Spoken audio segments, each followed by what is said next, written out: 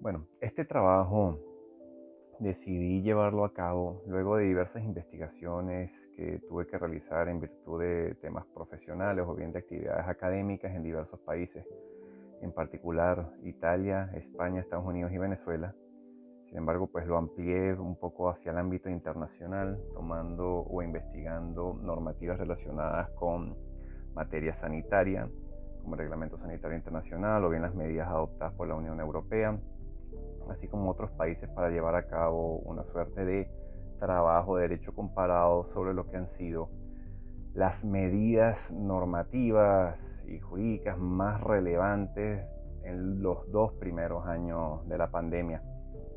desde el primer trimestre del 2020 hacia el segundo trimestre del 2022. Inicio con algo que considero significativo para establecer la actuación de los diversos estados y las autoridades sanitarias de diversos países, que es precisamente los antecedentes a la llegada oficial, llamémoslo de esa manera, de la pandemia. En concreto, en las primeras páginas del trabajo, hago referencia a diversas investigaciones científicas que ya advertían, desde hacía unos 20 años atrás, de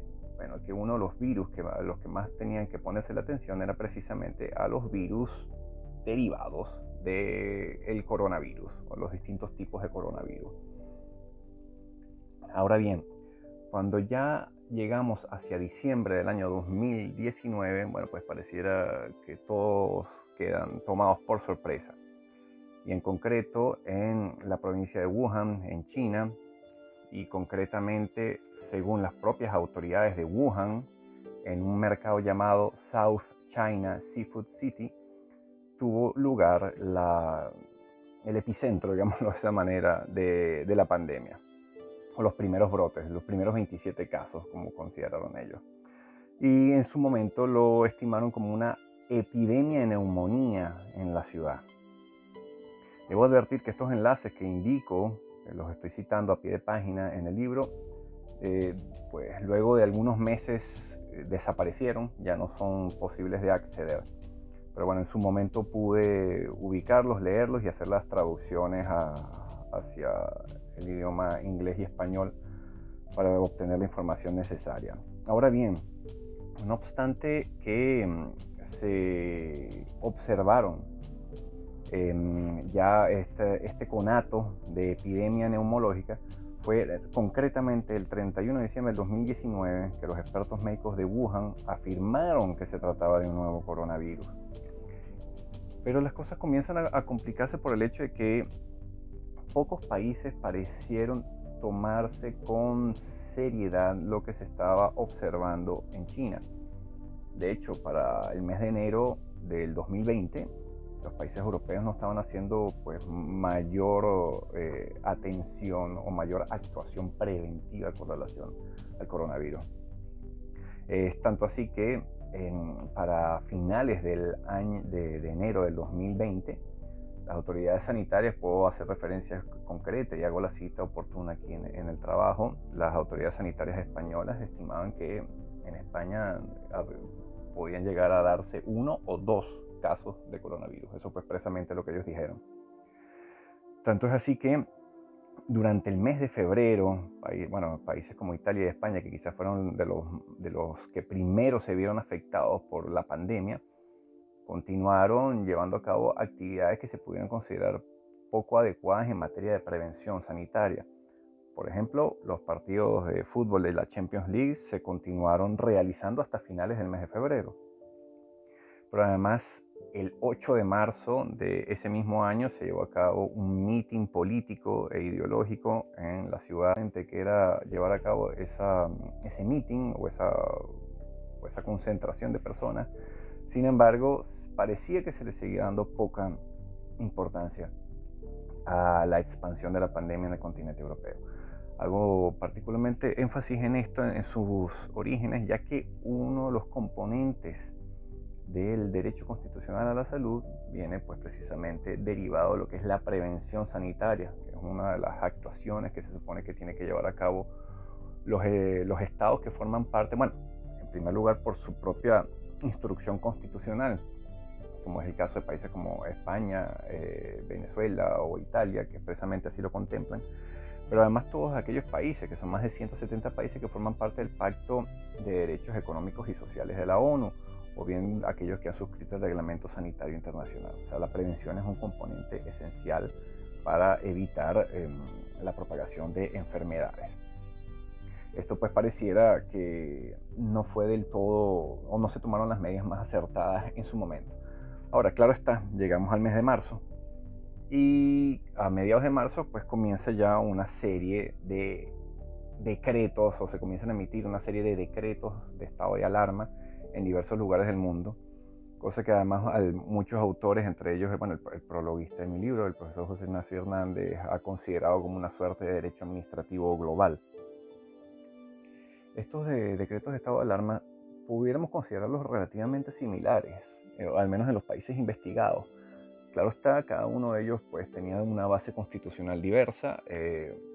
o bien pues simplemente algunos tomaron unas medidas más severas que otros en la medida en que fueron desarrollándose los acontecimientos. Bien sea por ejemplo el caso de la Constitución, el artículo 16 de la Constitución italiana, que otorga la posibilidad de restringir el libre tránsito. Bueno, eso fue una de las bases jurídicas pues, para emitir el decreto del 25 de marzo del 2020. Igualmente España y Venezuela el 14 de marzo del 2020 emitieron sus respectivos estados de alarma. De hecho, en materia sanitaria, si bien cada país de la Unión Europea tiene la competencia en esa materia, es decir, es derecho interno el que lo termina desarrollando, aquí se consideró en una circunstancia bastante especial, por el cual desde la óptica supranacional, es decir, desde los organismos de la Unión, se emitieron una serie de instrucciones y recomendaciones para que todos los países integrantes de la Unión Europea tomaran medidas similares y se pudiera contener de manera beneficiosa para toda la Unión las circunstancias o las secuelas, los daños que estaba ocasionando la pandemia, no solamente desde la óptica sanitaria, sino igualmente económica. Ya con la pandemia azotando, digamos así, a Occidente, se comienzan a tomar una serie de medidas ya pues desde el punto de vista reactivo, o sea, ya se tiene que reaccionar a lo que está ocurriendo, y las primeras medidas sanitarias que se tomaron fueron las pruebas de diagnóstico o test rápidos y los llamados PCR. No obstante, es interesante algunas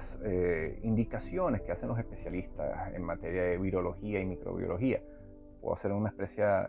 expresa referencia a Amesh Adagla, citada por Rubin en el año 2020, que concluían que una prueba de PCR que da resultados en 8 días es una prueba sin valor, ya que la persona que tomó la prueba podía contagiarse durante el tiempo de espera de los resultados. No obstante, pudiéramos decir que quizás esto no había muchas otras alternativas y los estados se veían forzados a tomar cualquier medida que pudiera hacer frente a lo que estaba suscitándose. Esto, por supuesto, en el entendido de que no había mejores alternativas sanitarias, ¿no? Y allí que pues la Food Drug Administration norteamericana o el Ministerio de Sanidad española hayan aprobado ese tipo de métodos de diagnóstico y las pruebas rápidas de antígenos, ¿no? Ahora bien, aunque no fueron solo temas como PCR o test rápidos de antígenos lo que se podían utilizar, si bien esa fue pues la línea a seguir en Occidente en su mayor parte, también se llegaron a proponer diversos métodos mucho más innovadores en los que se utilizaba la inteligencia artificial y la Big Data. Hasta la posibilidad pues, de descargar una app que permitiera a través de la verificación de los síntomas, la evolución del paciente y de su vínculo familiar. De cualquier manera, no fueron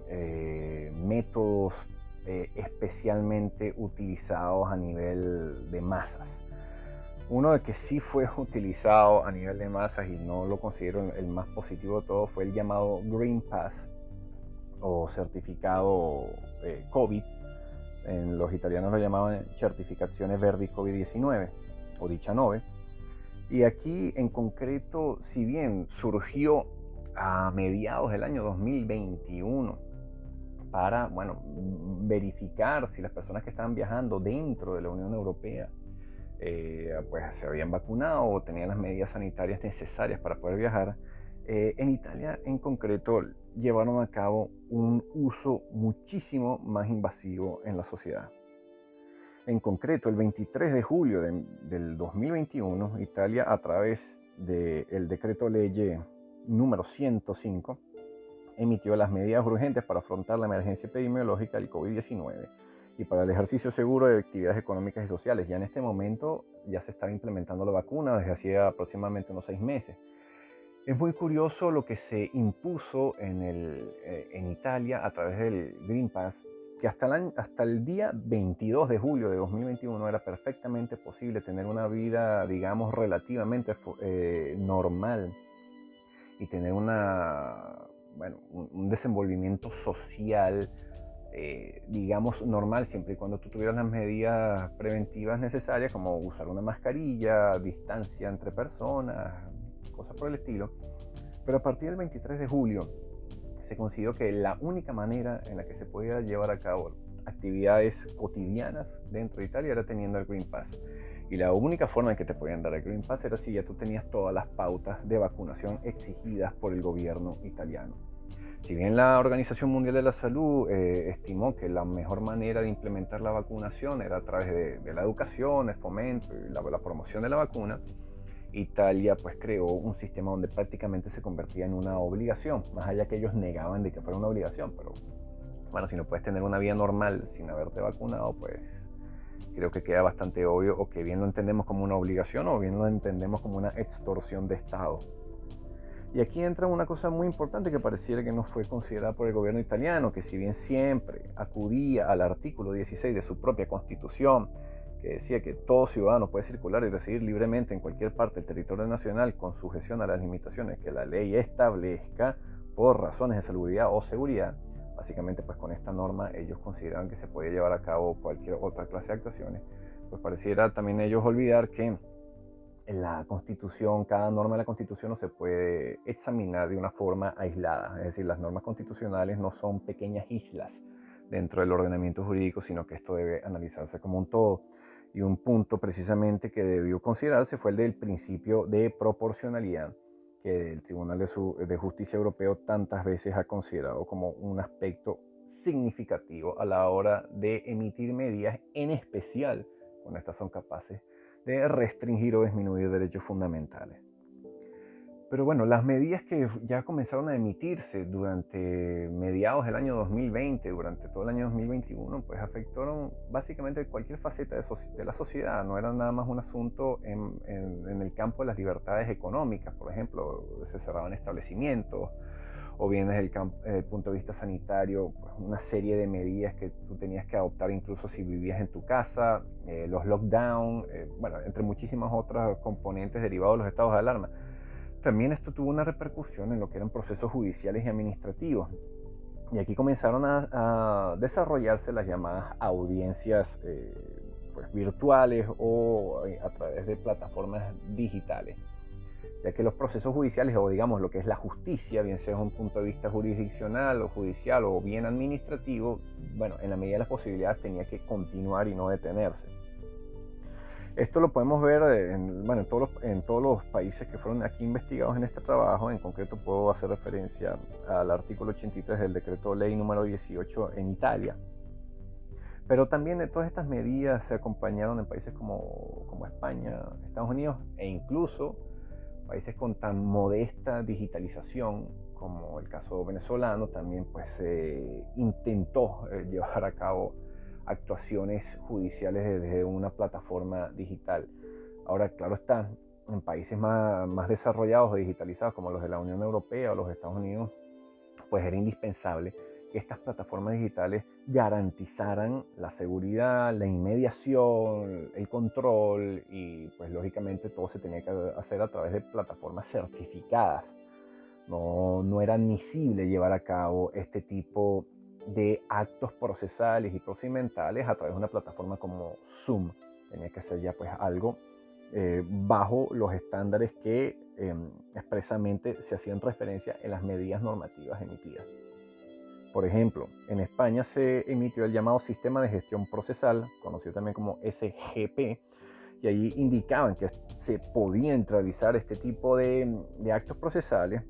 pero siempre y cuando se permitiera o fuera posible con cámaras de calidad y que dieran lugar a la comunicación bidireccional y simultánea de la imagen y sonido, así como la interacción visual, auditiva y verbal entre dos personas o grupos de personas geográficamente distantes, considerando por supuesto la salvaguarda del derecho a la defensa cuando así lo acuerde el juez o el tribunal. Es más, aquí se exigía de manera expresa unos códigos en materia IP, así como un ancho de banda, y una imagen con una calidad. No olvides que puedes enviarnos tus sugerencias y comentarios al correo vitrinalegalconsulta@gmail.com y seguirnos en nuestras redes sociales, @vitrinalegal en Instagram y Vitrina Legal en Twitter, o a través de nuestra página web www.vitrinalegal.com.be.